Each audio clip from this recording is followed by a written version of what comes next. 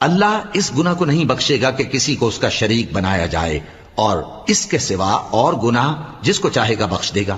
اور جس نے اللہ کے ساتھ شریک بنایا تو بے شک وہ رستے سے دور جا پڑا۔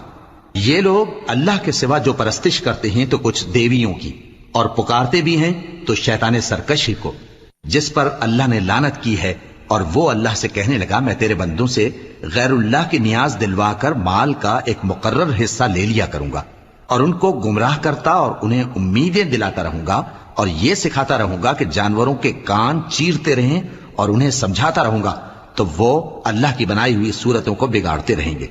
اور جس شخص نے اللہ کو چھوڑ کر شیطان کو دوست بنایا وہ صاف صاف گھاٹے میں رہا۔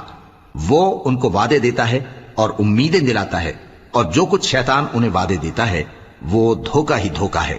ایسے لوگوں کا ٹھکانہ جہنم ہے، اور وہ وہاں سے کوئی راہ فرار نہیں پا